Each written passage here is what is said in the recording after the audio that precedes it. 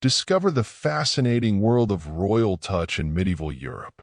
In this video, we'll delve into the intricate intersection of faith, medicine, and monarchy, exploring how monarchs of the time were seen as bearers of divine healing power. From ceremonies filled with pomp to beliefs rooted in the divine right of kings, we'll take you through centuries of history to understand how this practice influenced society and politics in the Middle Ages. Get ready for a historical adventure that will unveil the secrets behind one of medieval Europe's most intriguing traditions. The practice of royal touch in medieval Europe is a fascinating phenomenon that illustrates the profound interconnection between faith, medicine, and monarchy. This tradition, rooted in the belief that monarchs possess divine healing power granted by God, reveals how the spiritual and the temporal intertwined in European realms.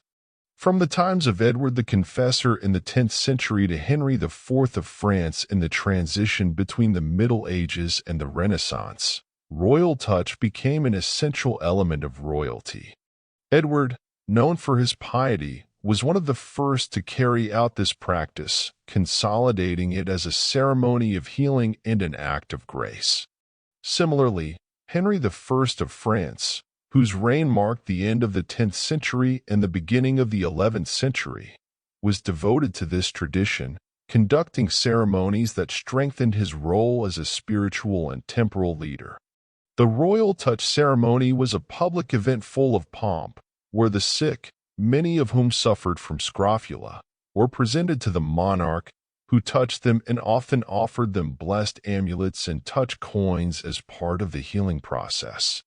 This practice not only provided comfort and hope to the sick but also reinforced the image of the monarch as a divinely anointed being capable of interceding with the divine.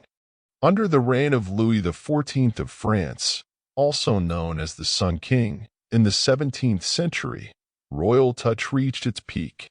Louis XIV practiced it fervently, considering it a manifestation of his divine authority and his role as the spiritual guardian of his kingdom. During his reign, the practice was not only an act of faith but also a powerful propaganda tool that reaffirmed the central role of the monarchy in the political and spiritual life of France.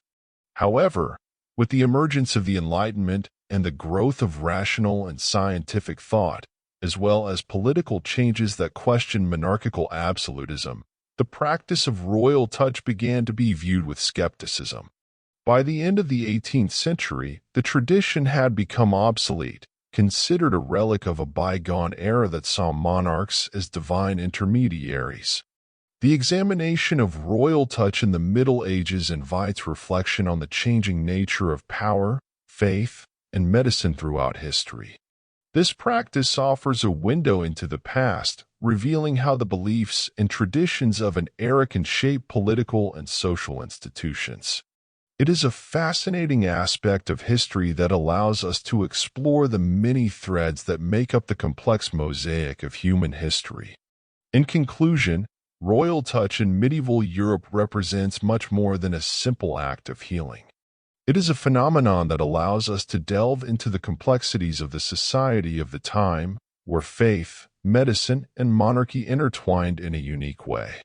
Through this practice, monarchs sought not only to heal their subjects but also to affirm their divine authority and their central role in political and spiritual life. As we explore this fascinating tradition, we not only uncover the secrets of the past, but also how beliefs and traditions can profoundly shape social and political institutions. We invite you to continue exploring history and sharing your reflections on this captivating topic. Subscribe, like, and share for more historical content that sparks your curiosity.